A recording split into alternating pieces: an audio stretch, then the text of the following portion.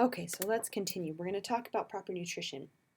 Just to give you a general idea. Now, obviously, these are averages based on the average person. They are guidelines, kind of like the 2,000 calorie diet is a guideline.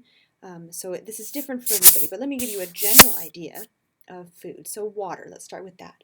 The right amount of water. You lose about 3 liters of water a day. You get about 1.5 liters back in the food that you consume. So that means you got to consume 1.5 liters in drink. So that's about how much, and again, this is average, and your brain has a built-in thirst center that responds to dehydration in your body, and so it's generally a good indicator. If you're thirsty, you should take a drink. If you're not thirsty, you're probably fine. But there are some people that don't feel as thirsty as they should feel. So 1.5 liters, that's this, right? So 1.5 liter bottles of water. Now, what happens if you drink too much water? We talked about that in class with the diffusion lesson, that if you drink too much water, it turns your blood hypotonic and you can make your cells burst. But that's really hard to do. Your body is smarter than you are, and so it will cause nausea, it'll cause you to vomit, it will cause headaches, your body will let you know when you're being stupid and drinking too much water. Generally, water intoxication only happens if you're impaired in some way. But drinking too little is also just as dangerous. Drinking too little causes your blood to be hypertonic, which causes your cells to shrink, and that can also cause all kinds of symptoms: muscle cramps, fatigue, headaches, dizziness, nausea, confusion, high heart rate, hallucination, heat stroke, death. So you definitely need water in your diet. And a good rule of thumb is if you take the skin on the back of your hand and you pull it up, and then you watch how long it takes for it to snap back. Now, if it snaps back right away, you're not dehydrated. If it takes a while and it tenses and it sort of slowly goes down, then you might need to be drinking more water. Another indication is if you're always putting on chapstick or lotion, your skin is cracking. That's a good indication that you need more water in your diet. It certainly can't hurt you. Like I said, it's really hard to drink too much water. So that's water. Carbohydrates. So these are your sugars, starches, energy sources. So the absolute minimum that you should have a day is 100 grams. The recommended is 125 to 175 grams a day. And again, this varies by person, but that's a good guideline. And obviously, complex carbohydrates are better than simple carbohydrates, and we learned a little bit about those in class. So complex carbohydrates are things like starch and cellulose and long-chain carbohydrates. Simple carbs are sugars, table sugar, high fructose corn syrup, honey, that kind of thing. So the more complex the carbs, the harder it is for your body to break it down, the longer the energy stays with you, the more calories you burn in even breaking it down. So how much is 125 to 175 grams a day? So I just went and found a few food items. So a potato is 37 grams, a cup of oatmeal, 27 grams, a cup of rice, 45 grams, a serving of pretzels, 23 grams. So you could eat all of that in one day to get the right amount of carbs. It's actually quite a bit of carbs. And carbs are the staff of life, right? That's the source of energy, grain. And so you do need it in your diet. Now, I know the Atkins diet is really popular and it has been for quite a few years, but let me tell you about the Atkins diet. If you're not familiar with the Atkins diet, it's where you cut out carbs completely from your diet and you eat only proteins and fats and vegetables, a little bit, depending on where you are in the stage. And let me tell you why. The Atkins diet, it will result in weight loss, incredibly. But it was made for diabetics. So diabetics, remember how we talked about the little receptor that allows glucose into your cells? It has a little cap, and that cap opens by insulin. So diabetics who do not have insulin or are insulin insensitive, that cap never opens, and so glucose can't get into the cells. And so what they have to do, there are other receptors that allow protein and fat into the cells to be used as an energy source. So you're bypassing insulin, by eating these other food types. And so it is good for diabetics. However, there are side effects of only using proteins and fats as food sources, as sugar sources. So when these products are cleaved, they make ketones, which can change the acidity of your blood. They also can collect as uric acid crystals in your joints and give you gout. And then oftentimes protein products and fat, obviously, come with unwanted side effects like cholesterol. And so you need to be careful with the Atkins diet. And once you get off the Atkins diet, your body goes back into the mode of storing carbohydrates. So it usually does not lead to lasting weight loss. Again, it's made for diabetics, and so if you're not diabetic, there are easier ways, healthier ways to lose weight. All right, so what happens if you eat too many carbohydrates? Well, obviously it gets stored. The first storage is glycogen. So glycogen is sort of like cellulose, but it's a slightly different branching pattern, and that's stored in your muscles so that you can your muscles can go without you eating all the time. But then any excess from there is stored as fat, which we don't want. Now, if you eat too little, you will start to digest proteins and fats. And like I said, these produce ketones, which can change the acidity in your blood. They produce uric acid, which can collect as gout in your joints. But also, your body does not discriminate between muscles. So when it's going looking for a food source, it doesn't discriminate between muscle that's expendable and like your heart muscle that's not expendable. And so you're literally eating your own body as a food source, which is disgusting for one thing and very, very dangerous for another. And so anorexic people often die of heart failure because they're quite literally having their heart for dinner. So you want to make sure you're eating enough carbs. Okay, so proteins. Proteins, you must consume the essential amino acids. So we talked about amino acids in essential and non-essential, but I'll just briefly review. There are 9 essential amino acids, meaning that your body cannot make them. Okay, so you have to consume them. And then there are 11 that are non-essential, and your body can make them from other products. But if you don't consume the essential amino acids, and you need to use them to build a particular protein, you can't build that protein because the essential amino acid is not there. Recommended is 0.8 grams per kilogram of body weight per day. So you can do out the math. Pounds to kilograms is roughly divided in half, 0.8 grams per kilogram. And so I just did for a 150-pound person. This is about how much protein you need in a day. Okay, it's quite a bit. And a good rule of thumb is the size of your fist is what you should be eating of protein in a day. And that can come from other foods, though. It can come from legumes. It can come from some vegetables have a minor amount. Dairy products have a lot of protein in them. So it doesn't have to be like meat. And if you are going to have meat, I wouldn't recommend this meat that's on the screen. I would recommend chicken or pork or fish, some of the leaner meats. But the point is you need it. So if you eat too much, it can be used as an energy source and then it's stored as fat. And then like we talked about before, there are other dangers of bad things that come with it, like cholesterol and saturated fat. But here's the thing that people don't realize. If you're missing essential amino acids, if you eat too little protein, then the right proteins can't be made. So any amino acids you're putting in are either excreted or stored as fat. So when I was in college and not eating any meats, any amino acids I was eating were just being stored because there was nothing else my body could do with them. So I was unhealthy but gaining weight. Okay, so that's something to keep in mind. You have to have the essential amino acids. And you can get those from pure plant products, combinations of plant products. It's just easier to get it from an animal source. So I'm lazy, I eat an animal source, but you can definitely be a vegetarian and get all the essential amino acids. Okay, so fats. You must consume fats. Fats have the same issue as proteins. We have essential fatty acids that we cannot build, so you must consume them.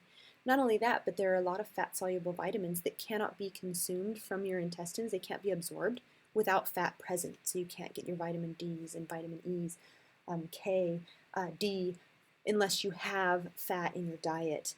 So recommended 30% or less of your caloric intake should come from fat, and 10% or less should be from saturated fat. But you must have that fat. Think about all the things in your body that are made from fat, right? All the cushion everywhere. Can you imagine sitting down without that fatty cushion on your butt? All your cell membranes are made from fat. All your hormones are made from fat precursors, and so you must have fat in your diet. Now, obviously, too much fat gets stored in places we don't want it, but too little, and like I had, my gallbladder malfunction. Your gallbladder can die, but not only that, women, this is for you. So if you drop below a certain percentage of body fat, your body will shut down your cycles. You will not have periods. You will not menstruate. And that's because your body's smart and it knows that if you were to get pregnant with that little of body fat, that the baby wouldn't survive. And so it shuts it down. And you might think, great, who doesn't want to shut down their periods? That would be great. The problem is that you can go through menopause. I kid you not, you can go through menopause at 19 years old. And then you will never have children. And so if you are one of those women out there that are starving yourself and you have stopped menstruating, you need to go see a doctor. and get that going because you don't want to go through menopause. Once you go through menopause, your ovaries stop working, you stop having that hormones, your skin gets yucky, your bones get brittle, your hair gets gross, you begin to age, and you're going to look like a 40-year-old woman at 20. So it's very, very important that you keep your body fat high enough that you can menstruate. Okay. All right, so that's fat. So how much fat is that? It's about 3 tablespoons of butter a day. That's about 40 grams-ish is what you should be shooting for, or less if you're trying to lose weight, obviously less.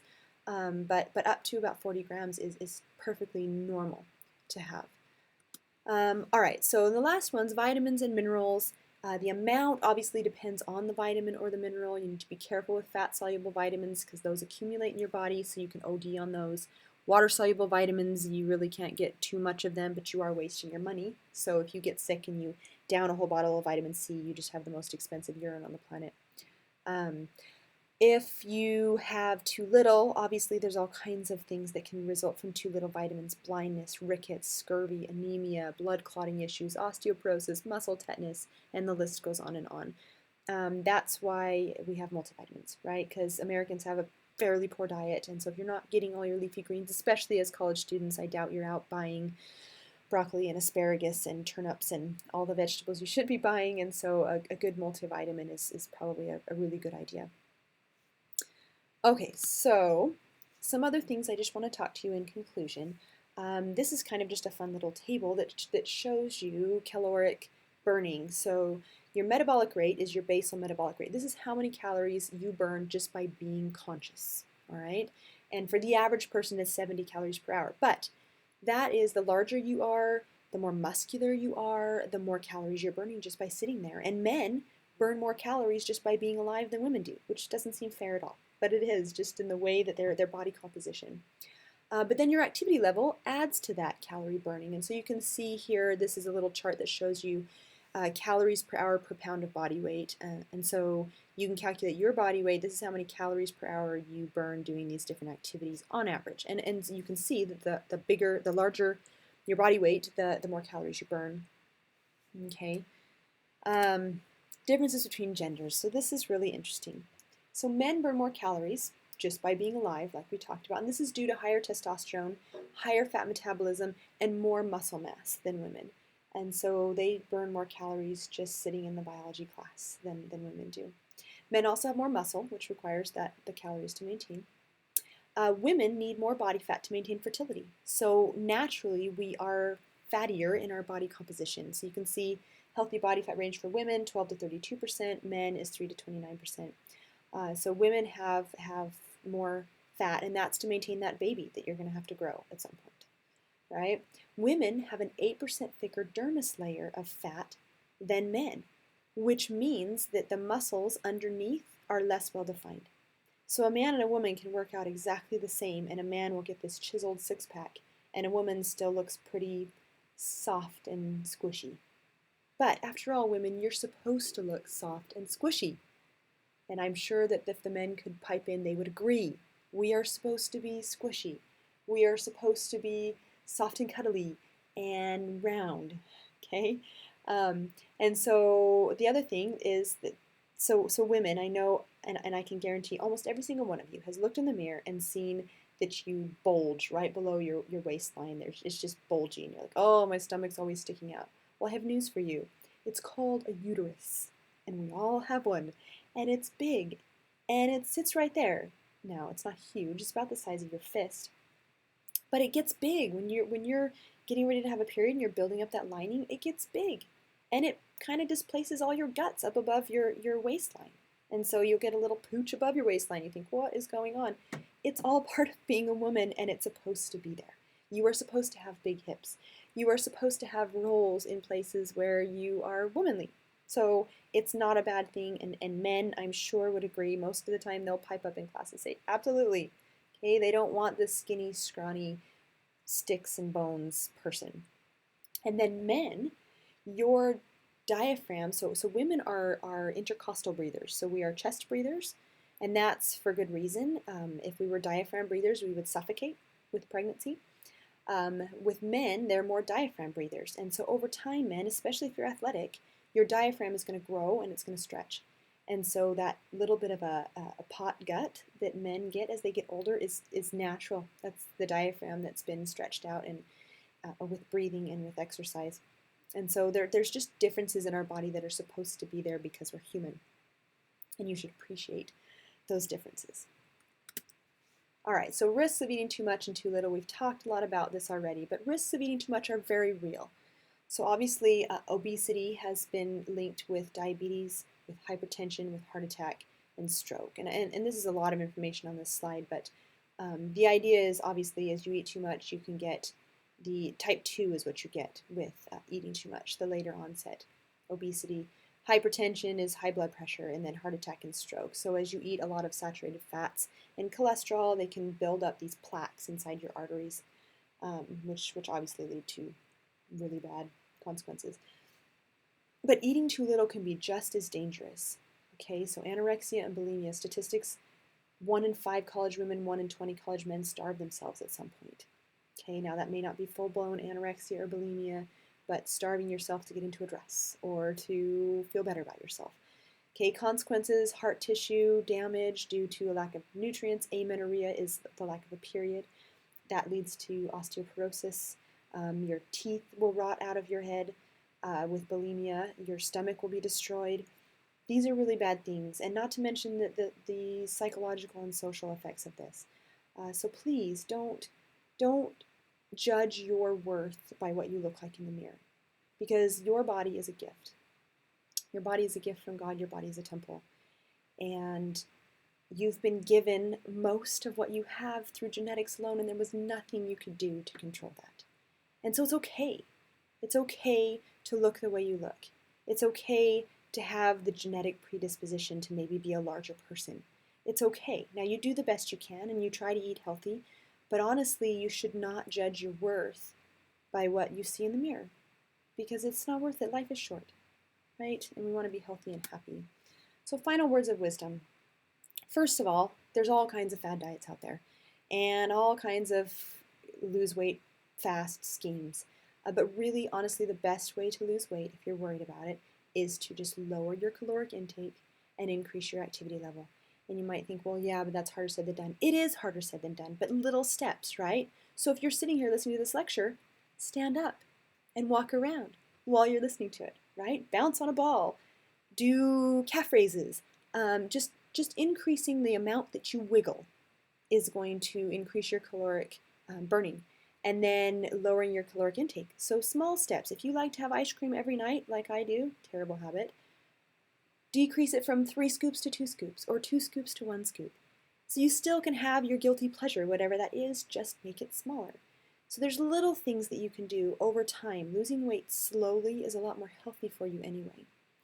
And interestingly, so they did a research study on athletes, and they found, and I've cited the study here below, they found, they looked at the health of athletes, and they found that it is literally better to be fat and fit than lean and lazy, which means if you like food, be fit.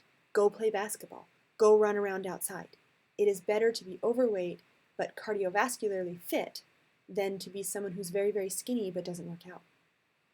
And so if food is your guilty pleasure, move more, right? And if it's not, then still move more because it's good for you. So I hope that what you take away from this is that God loves you. God gave you the body he gave you. God doesn't make mistakes. What you are is okay. And it's not worth having an eating disorder. It's not worth ruining your body over. It's not worth losing your life over, right? And I wish we could have this discussion in class, because I think you men do a really big service to the women by piping up and saying, you're right, I like it when they have a little bit of thickness to them. I like it when they have curves. I like it when they're not really, really thin. And they need to hear that. They need to hear that from you boys, because a lot of what we do as women is to impress the boys. And so anyway, that's my words of wisdom for you. I hope you take it for what it's worth, and we'll see you in class next time. Thanks.